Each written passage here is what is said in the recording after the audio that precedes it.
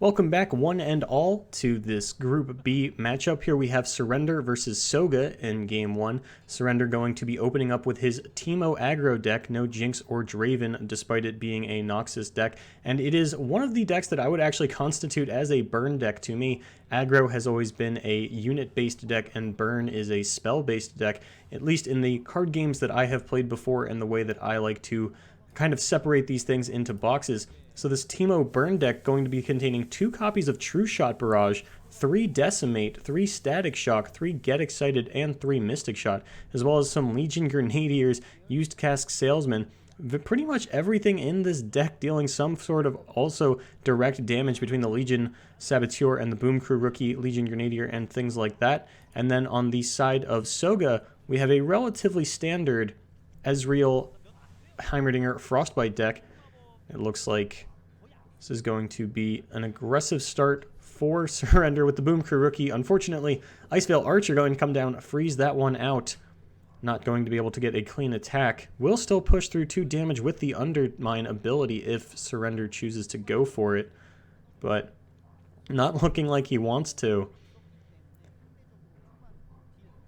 And perhaps is just going to pass the turn. Soga going to pass right back, nothing he can do. Now, attacking with the Icevale Archer, equally unappealing as it would just get traded into this. Stacking up on Chumpwumps here, not quite as good as stacking up on the Boom Crew Rookies on the side of Surrender, at least in this turn 3, could pay dividends later as we approach this mid to late game scenario. And no damage coming through into Soga just yet. Another Boom Crew Rookie coming down. However, it is not Surrender's turn to attack, so going into turn 4 at 20 life, pretty much a miracle, to be honest, against a deck like this. However, with no healing in the deck, the Frostbite effect is going to be relatively ineffective in the face of all of the direct damage that Surrender is packing in this Teemo deck. And a Static Shock, going to be a pretty good pickup here. It does offer a clean trade onto one of these Boom Crew Rookies, as well as taking out the Precious Pet. Does delay the Chumpwump a little bit, and important to note that the Chumpwump is on the side of the Frostbite, Piltover's on, Ezreal Heimerdinger deck, not the Teemo deck. The Teemo deck running absolutely no other Shroom usage, just using Teemo for his ability as a 1/1 elusive to get 5 direct damage into the opponent's deck for them to potentially draw at a later date. And these Chumpwumps actually going to do a pretty good job of clearing these Boom Crew Rookies off the board, as one of them is going to go down here, and another one could be traded through. Looks like Brothers Bond actually going to go through onto this Boom Crew and the... Oh, both the Boom Crews actually, sorry, and then a Mystic Shot coming down on the Icevale Archer. He is going to push through 7 damage. A Frost Flash Freeze could be coming out here onto a 3/4. Seems a little unlikely in my mind. And then a Take Heart. Not a great pickup here off the Flash of Brilliance. Feeling like he could not wait for a Heimerdinger. There were a few things he could have gotten. That would have gotten him out of that scenario. An Elixir of Iron, for example, would have been a pretty good pickup. Instead, Surrender going to be passing with 3 attack Boom Crew Rookies. And now a Heimerdinger coming out, going to make Soga very, very upset that he used this Flash of Brilliance to get a Take Heart and ended up getting no value. And it is going to be the Chumpwump coming down, as it does trade very effectively onto this Boom Crew Rookie. And something, a little something to note here for this Teemo deck from Surrender.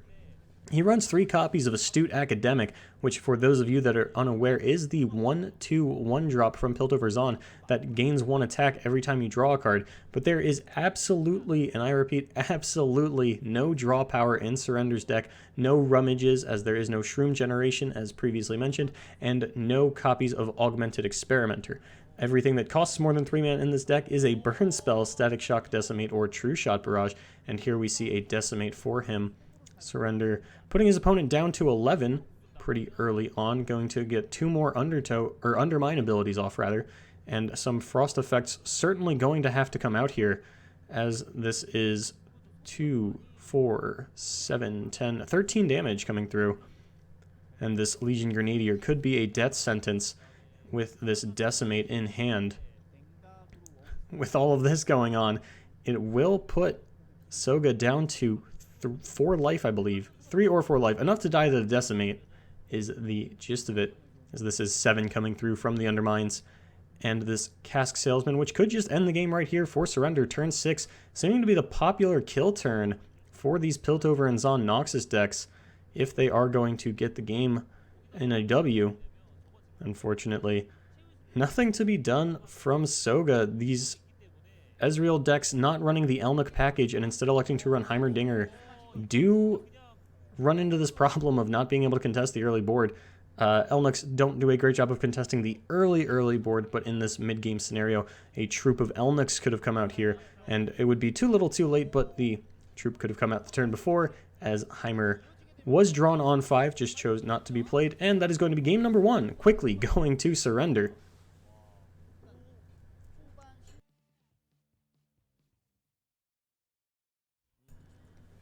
Here we are, game number 2, Surrender versus Soga. Soga electing to stay with this Frostbite Heimerdinger Ezreal deck. Surrender bringing a full 3 aggro decks to this event. We saw him win game number 1 there with his Piltover Zon Noxus aggro, now switching to Freljord Ionia Elusives, and rounding out his lineup with Shadow Isle Demacia Mistwraith Rally. So, generally, you would think that the Ezreal deck would be able to pick up a win against one of these aggro decks here. The Heimerdinger actually doing a pretty good job of helping in this elusive matchup, as it does give you some elusive blockers, which is something that can overwhelm the board with the Ezreal, something that the Troop of Elnuks does not help to deal with. So, Troop going for the race on the Elnuk, hopefully RNGing into a high number of Elnuks is really their game plan, whereas with this Heimerdinger deck, you can take it a little more slowly, get down some elusive turrets of your own, and actually contest the board, something that a lot of decks are not able to do versus these elusives. And a turn 2 Iceveil Archer becoming the staple play in Soga's repertoire against the aggressive starts from Surrender, who will now consider his options. Could be an Ezreal coming down, and it will be. A pretty clean trade onto the Green Glade duo as is. Surrender now thinking about what he wants to play. Could play a Shadow Assassin to turn this Green Glade into a 3-1. However, there is a Brittle Steel on the side of Soga. Still going to be able to trade with this Green Glade if that is what he decides to block with. Not going to risk it though, just going to save it as a blocker, as this Green Glade duo is almost certainly going to attack. And the Brittle Steel can get the value there. This Iceveil Archer going to start the race off in Soga's favor, surprisingly, as you would think with the elusive deck, Surrender would be the aggressor, but no, an elusive unit coming down this Ezreal, a rather good defensive tool against these decks, and something that you can just use as a blocker, as you do have the Heimerdinger as a backup win condition. Although it might be more correct to say that in these Freljord decks, the Ezreal is actually the backup win condition, with Heimerdinger being the primary. Heimerdinger, of course, a engine all of his own, with this spell deck built around him. Surrender considering a block here, and actually is going to go for the Shadow Assassin onto the Iceveil Archer, and taking it back at the last second, going to let that Archer get through. Now a Zed draw from Surrender here, going to be absolutely useless in the face of these 2 Mystic shots for Soga, and Soga getting a pretty good start here, stabilizing early on, not taking a lot of damage from these elusives. However, blowouts can happen, especially with that hatchling. We've seen it happen before. I'm sure it has happened to all of you viewers at home on ladder. I know it certainly has to me. And we just will see Surrender build up his board here. This Zed going to come down. Mystic Shot likely to come down in the main phase rather than in the combat phase, as if it does get to attack, that will be one more attack onto the Green Glade duo. Not that it matters too much, as a Brittle Steel Ezreal block pretty likely to be the play here out of Soga if that duo does attack. Surrender disappointed at the result of his Zed dying. A Kinku Lifeblade would not have been any better though, as the nerfs coming into effect here from patch 9.1, reducing 1 toughness off of the Kinku Lifeblade, making him a 2-2 instead of a 2-3, and it is going to be the Brittle Steel block for the Ezreal. Unfortunately, still not able to push through an attack of his own to get those fleeting Mystic shots, but a Chump Wump going to accelerate this race. Chump Wump, probably one of my favorite cards in all of Legends of Runeterra. Just feels like it does so much. 4/4 is a very solid stat line to block the Piltover Zon Noxus aggro decks, as well as a good face to race these elusive decks, and that's what the elusive matchup feels like for most decks. It's just a race. Jeweled Protector, another card that was buffed out of patch 9.1, going from a 3-3 to a 4-4, being able to contest this Chump-Wump now.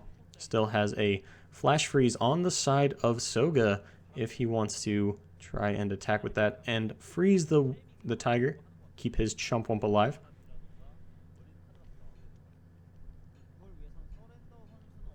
Is going to be just a Mystic Shot onto the Shadow Assassin. Going to let the Ezreal get through. Not going to have the mana to take advantage of the fleeting Mystic Shot, but is going to maintain a healthier life lead here, as Surrender will be going down to 16 as this Ezreal comes through. Contemplating declaring attacks with this Chump-Wump as well, perhaps. The Icevale Archer, if that goes through, will almost certainly get blocked by this Tiger. Jeweled Protector, if you will. It's like a Tiger Pegasus. It's really cool. And it looks like there was a buff onto the Kinku Lifeblade with that one. So a 5-5 Kinku Lifeblade will be coming down later on. So Surrender not particularly worried about his life total, as this massive behemoth of lifesteal will be coming down. Something that can be a little difficult for these Ezreal decks to deal with. Thankfully, there are cards like Thermogenic Beam. Speak of the devil, here's a Thermogenic Beam off the top for Soga. No reactive spells in the hand of Surrender. Instead, needing to go for some more aggressive plays, perhaps. Omen Hawk into Navori Conspirator. Green Glade Duo does have just a handful of units playing on curve more than throwing down some of these early aggressors. Could even see a Navori Conspirator onto this Jeweled Protector, buff up the second Navori Conspirator, and really start to get the life swing in his favor. Going to be a pass from Soga. Looks like the flash freeze a consideration here. Definitely not going to throw the Ezreal under the bus willy-nilly, I would assume.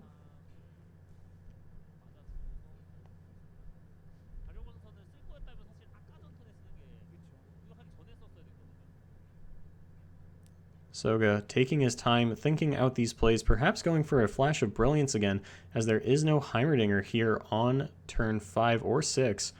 A Progress Day could be in the future if a 1 spell mana is all that needs to be banked for it.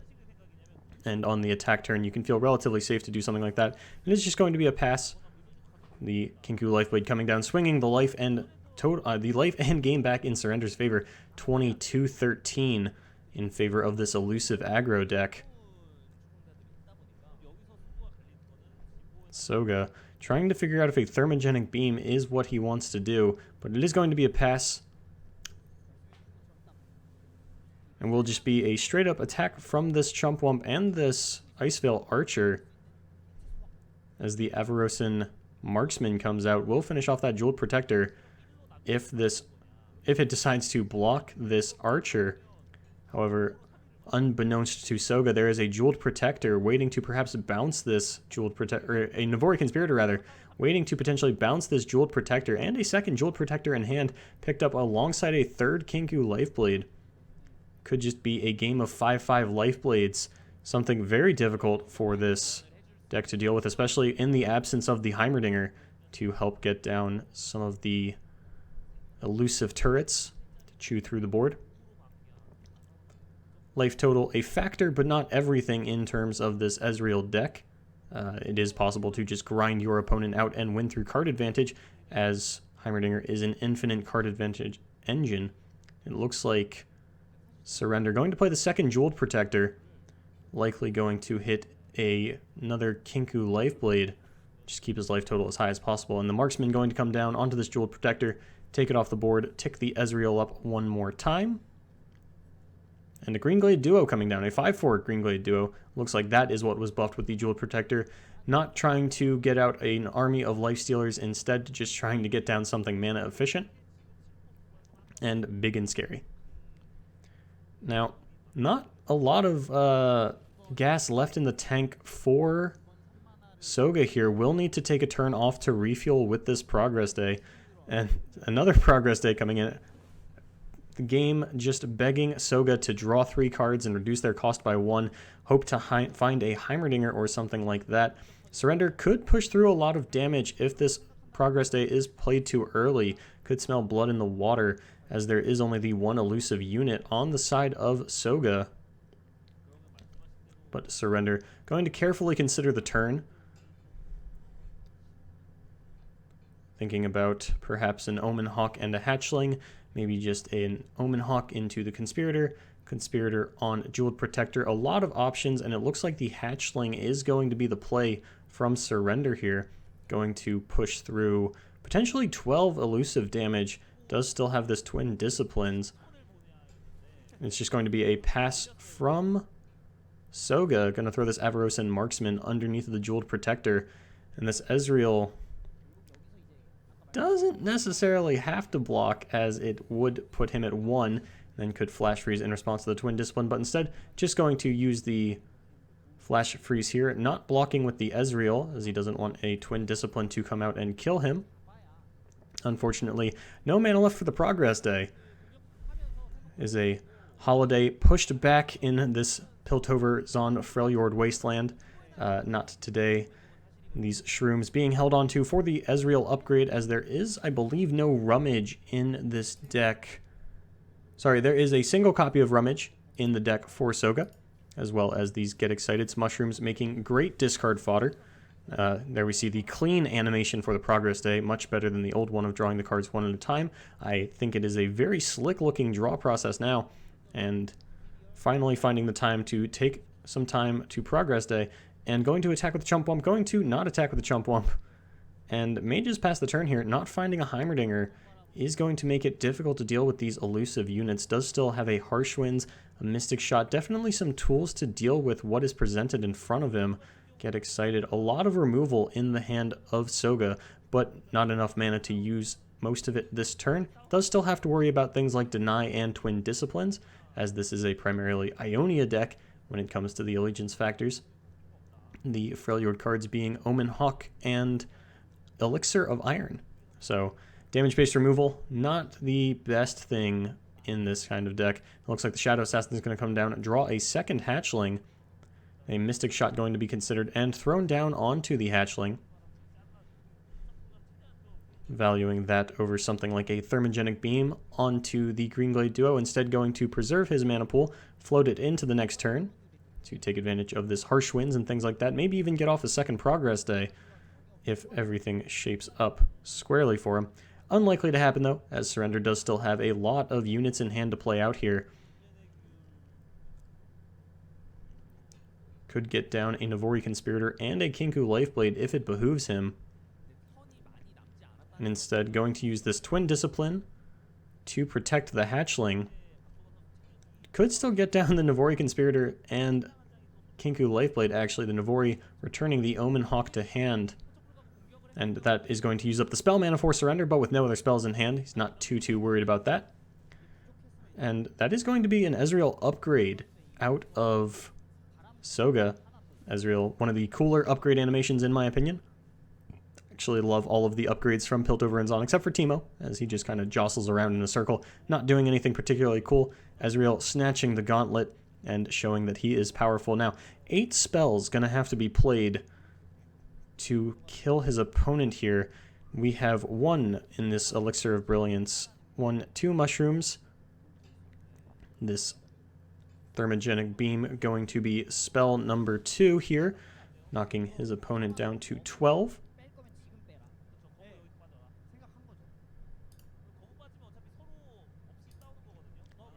And Surrender, looking at his hand, considering his next couple of plays, is going to be a Scrap Dash Assembly, that randomly created card from the Elixir of Brilliance.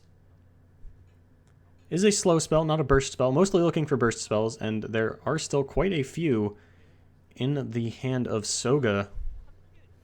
Unfortunately, might not be enough. We are counting out the mana here, going to have 10 mana going into the next turn, which is 2 mushrooms, a Get Excited, and a Harsh Winds. Will be exactly 10 thanks to the reduced cost on the Harsh Winds from this Progress Day. And Heimerdinger finally coming out. That is a lot of elusive units on the side of Surrender though.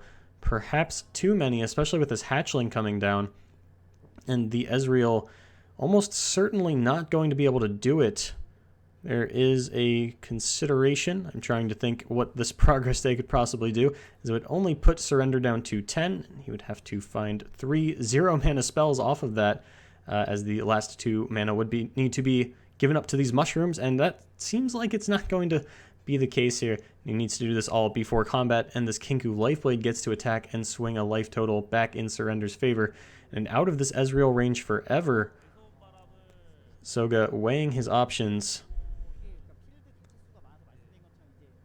Unfortunately, doesn't look like he's going to be able to piece together a win. Get excited at the face. Still not going to be enough, and it would be 5 damage. And he is actually just 1 short, if my math is correct here, as the 4 spells would be 8 damage, Get Excited would be 3. Yes, so 1 damage short of lethal is Soga. Very unfortunate series of events here for him. Those are not elusive blockers. The Harsh Wind's not going to be able to stave off enough damage, I think. Let me run some numbers real quick. Harsh Winds onto the 2 highest attackers would be an 8 and a 5, then a block on the Ezreal. That is still 9 damage coming through without a second freeze effect. That is going to be too much damage coming through from Surrender. Exact lethal, while Soga was 1 off. What a close game here. But Surrender going to move up 2-0, moving on to his last deck, the elusive, not elusive, he's playing elusives right now, moving on to the Demacia Mistwraith deck, the Fearsome Rally, if you will. Oh no, Soga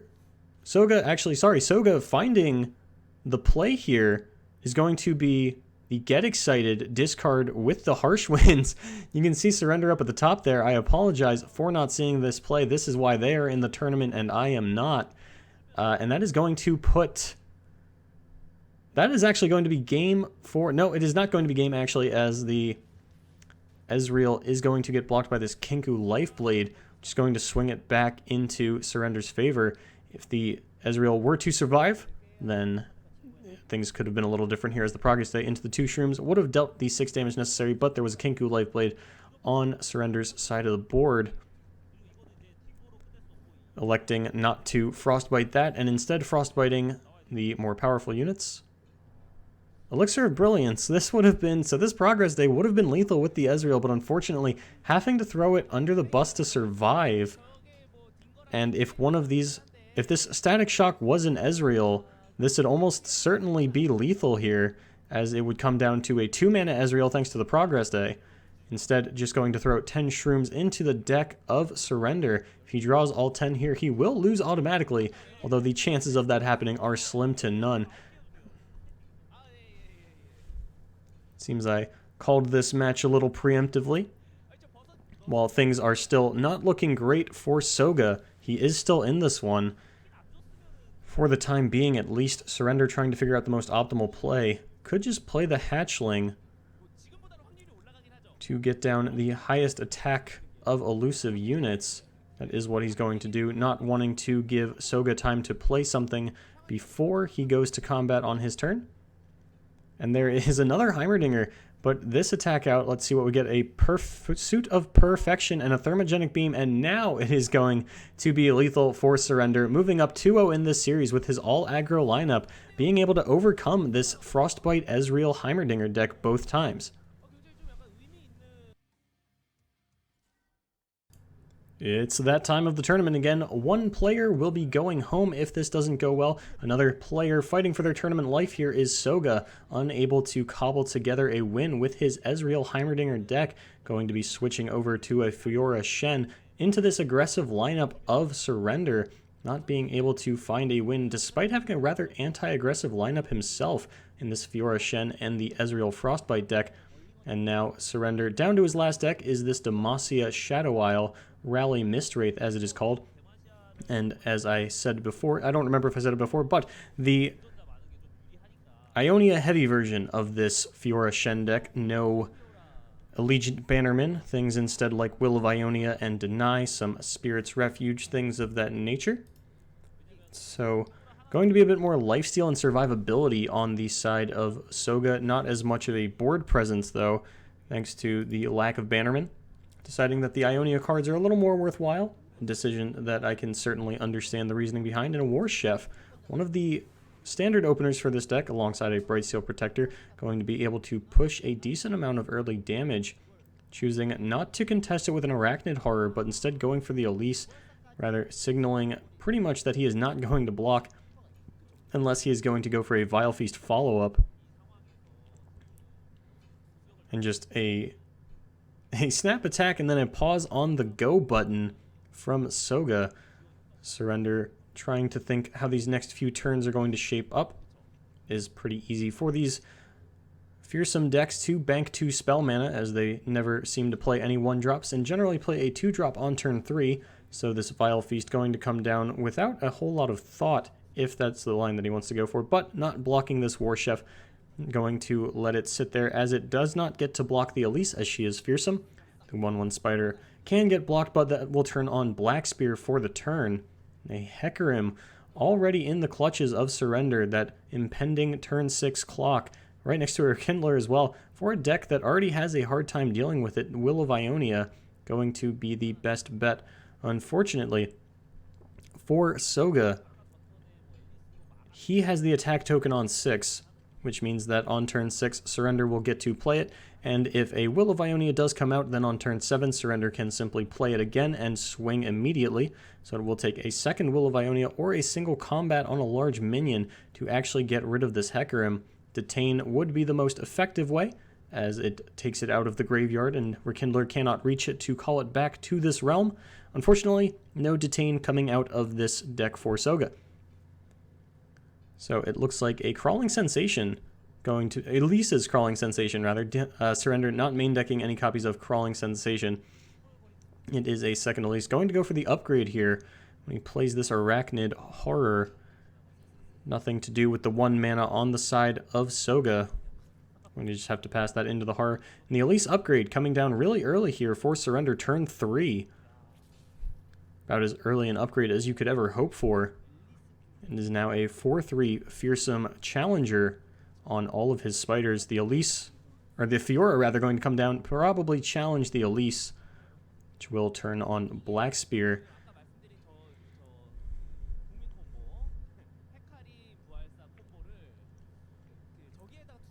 A couple of options on the side of Soga, as this War Chef will get to line up some cooler attacks. Surrender debating if he wants to hold all of his mana for these spells, or if the Arachnid Horror is something he wants to come down before this combat phase. It looks like it will just be the pass. Attacking with the War Chef and the Shadow Assassin, going to challenge this Elise with the Fiora. No Glimpse Beyond or anything like that going to be coming out of Surrender. Just happy to trade this away and take the 5 damage. Oh, sorry, that was preemptive on my part. Soga was the one passing priority there. Now Surrender can line up some blocks if he wants to. Could trade into this War Chef or get it down to 1 HP to line up for a Vile Feast. Nothing to be done with the 1 real mana and 1 spell mana from Soga, other than playing this Greenglade Caretaker. Looks like wanting to save the Vile Feast for a barrier spell at a later date. Going to throw the Arachnid Horror away instead. It will be a Black Spear onto the Shadow Assassin. Nothing to protect that on the side of Soga. We are going into turn 5 here. Just 1 turn off of this Hecarim. Arachnid Horror coming down. Not a lot of barrier effectiveness going to be coming out of Soga here. Definitely a lot of barrier spells in hand between the Spear's Refuge and the full 3 Bright Steel Protector. But a simple attack, swinging out, pushing through the 1 damage, sacrificing a Spiderling to do so, as it will get blocked by this Greenglade Caretaker. Going to be a Swiftwing Lancer coming down, and nothing going to... Oh, sorry, he's playing a card, was disappeared, and there is the Vile Feast onto the Greenglade Caretaker. Nothing for 1 mana going to protect that, and this Arachnid Horror almost certainly going to be eaten up by this Swiftwing Lancer. Going to give it barrier first, though. It could be a Hecarim in response from Surrender. Definitely going to wait until after combat. Still mana for the Will of Ionia on the side of Soga. Surrender could get punished here if he goes for a Relentless Pursuit with this Hecarim. Not a whole lot of reason to risk something like that, though. Can just wait until his turn, see if the will does come down to bounce the Hecarim, play it again on his turn, and use the Relentless Pursuit then. Just deciding if a Spiderling is going to come down and block this Bright Steel Protector, or if this Vile Feast will be used to remove the barrier from the Swiftwing and push 3 damage onto it. Does not seem to be the case, and the Hecarim going to come down. Will it be met with the Will of Ionia? Definitely sort of an awkward play, as I was mentioning earlier, as Surrender can just replay it, go straight into combat. And now the Harrowing picked up here for Surrender. No deny for Soga just yet. Mana to play the Harrowing. Unlikely that he actually does it, though. Going to attack with this Hecarim. Bright Steel Protector going to be thrown under it. And the 6 damage from the Spectral Riders looks like it is going to just get through, dropping Soga down to 8. No, it is going to be a block on the Spectral Rider by the Swiftwing Lancer. And push this down to a 5-1. Vile Feast going to clean that up nice and tidy. However, a Radiant Guardian almost certainly going to be coming out of Soga here, getting that online, trying to fight his life total back to the top.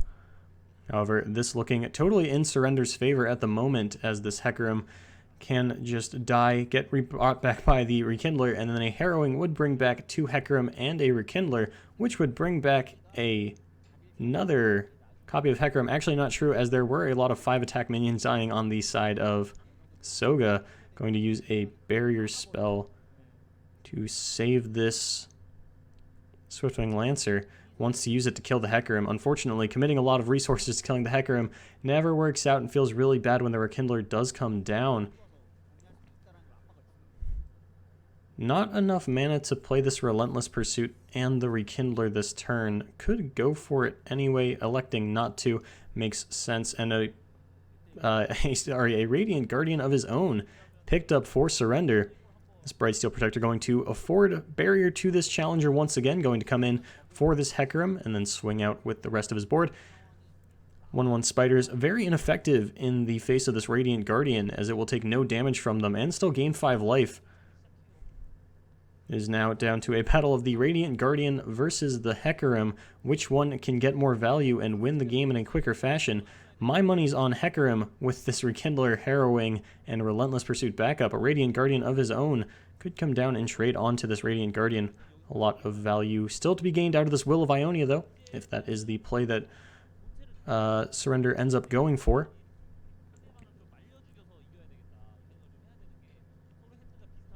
Would seem a little awkward to throw the Relentless Pursuit down here, so it is just going to be throwing a Spiderling underneath of this Radiant Guardian, perhaps just freeing up some board space for when the Harrowing does come through. Has to be careful about the timing on when to play that, as this is the Ionia heavy version of this build, playing a couple copies of Deny.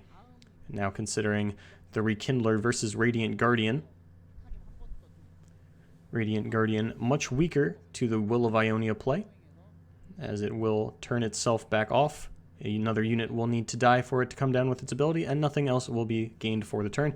Now, this could be a Will of Ionia onto the Hecarim, but once again, Surrender would just be able to replay it before his combat phase, and it is just going to be a pass. Prismatic Barrier, more than a few ways to protect this Radiant Guardian now, but your life total can only go up by increments of 5 so much, as Hecarim is swinging for increments of 10. Eventually an upgrade will come out on this Hecarim if the game stalemates long enough with how many copies he has.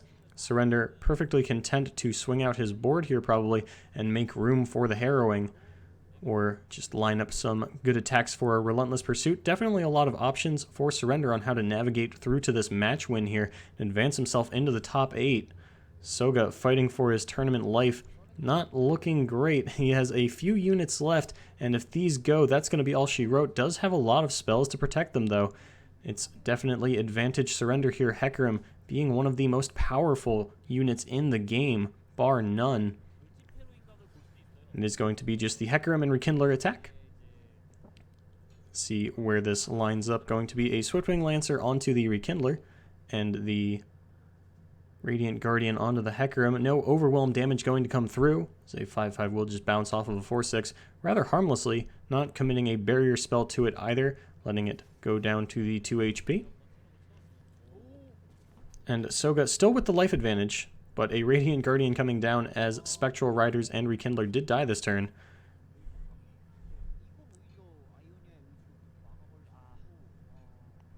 Looks like might just be a pass from Soga. This Will of Ionia has very specific windows to get value, but it's such an awkward amount of value.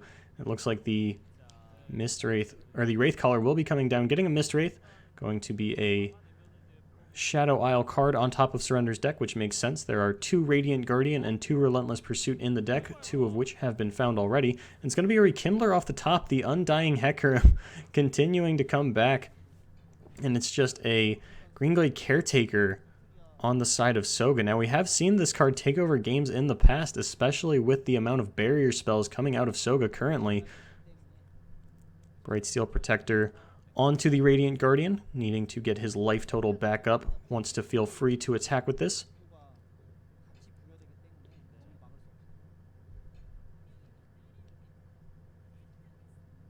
Debating other attacks. Cytheria the Bold, something that I had missed, sorry about that, was the elite created off of the Swiftwing Lancer. Coming down, this will grant all of his units Fearsome, except for the Cytheria, which means the Mist Wraiths and the Spiderlings will not be able to block it. So a Spiderling almost certainly getting thrown under this Cytheria, as she herself does not get Fearsome. This is a pretty big attack from Soga. Hecarim going to block the Greenglade Caretaker. Lining up a few more blocks, I would assume. Falling down in life a bit, trying to race his opponent. But with a Radiant Guardian on each side of the field, this is still a very swingy game in terms of life totals, especially with this Spirit's Refuge on the side of Soga. Could use the Will of Ionia here on the Radiant Guardian to deny the lifesteal, as well as protect this Greenglade Caretaker. Could also use the barrier on it in order to lifesteal a little bit more, as well as, or sorry, not the Spirit's Refuge, rather the Prismatic Barrier. The Prismatic Barrier onto this Greenglade Caretaker would make it a 6-3 with barrier, which actually would trade into this Radiant Guardian rather nicely, not giving Surrender any lifesteal. It will push through 4 damage with this Bright Steel Protector. No rally effect on the side of Soga to double down on these attacks and win the game here. It looks like the Harrowing Relentless Pursuit, the consideration for Surrender. Going to go for the Harrowing. By my math, this will revive 2 Hecarim, a Swiftwing Lancer, and a Radiant Guardian. So actually getting the lifesteal back on the Radiant Guardian, as units did die this turn. Hecarim, 4 ephemeral units have attacked, if memory serves. Perhaps even more. Point being, it will be an upgrade on this Hecarim here. Thinking about a Will of Ionia perhaps on the side of Soga. Knows the Relentless Pursuit is coming. There's no other reason for this Harrowing to come down at the end of his turn. Looks like it will be Cytheria onto the Hecarim with the single combat. This will let Cytheria live still and trade onto something else as a 6-1.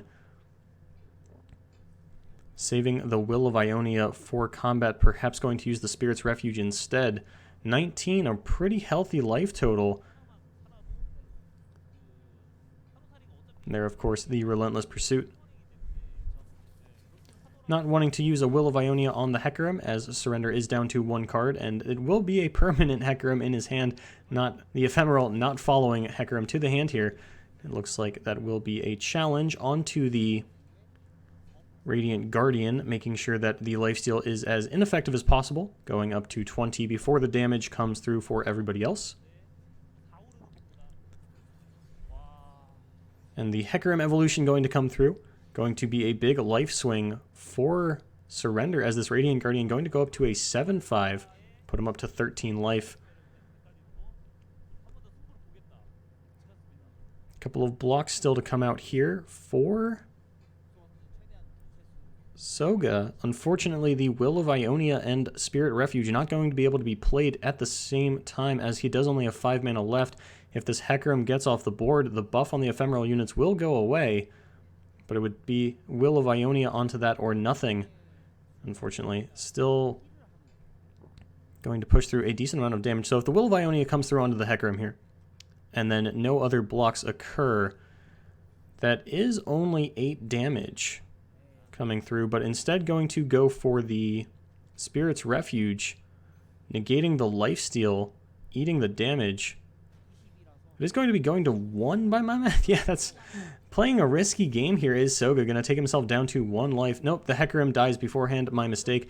I constantly forget how the ephemeral mechanic works and all of these tricky combat interactions. So the Hecarim dying because it attacked before the Spectral Riders will put him at a healthy 5, not quite 1. No Ladros in the deck of Surrender anyway, but a Rekindler going to bring back the Hecarim. The Will of Ionia finally finding a time to get value by bouncing this Hecarim to the hand. Now, the Vanguard could come down, create a copy of itself, pull a few things off to the side, but that will not be enough for lethal damage. Will, however, get to trade into the Cythria as well as the Greenglade Caretaker, leaving nothing but a Brightsteel Protector on the board of Soga with a Hecarim and Elise both upgraded in hand. This Purify could take a Challenger off, but you still have to block the attacks as you are only at 5 life.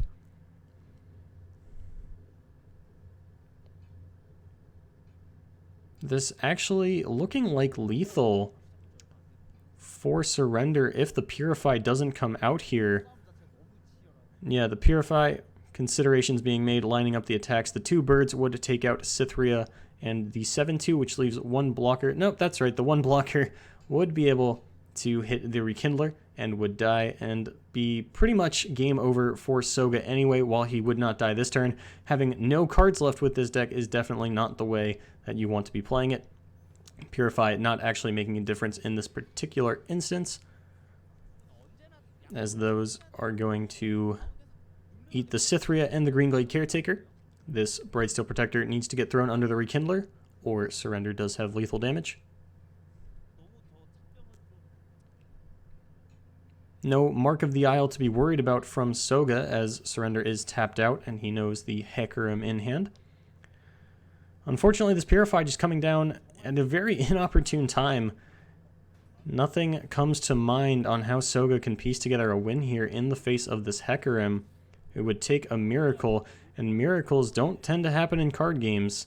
And a single combat with no units and a Purify is just going to be a pass from Soga. It would take an incredible judgment here to swing the game back in his favor, but unfortunately Soga not packing any copies of, oh sorry, a single copy of Judgment in this deck. So Brightsteel Formation into Judgment, I believe, would have needed to be the series of top decks here, as Brightsteel Formation, the only thing big enough to kill the Hecarim with the Judgment. But with that not coming through and instead being a Fleet Feather Tracker in a single combat, Surrender is going to move on to the top 8 from Group B, taking it 3-0 over Soga.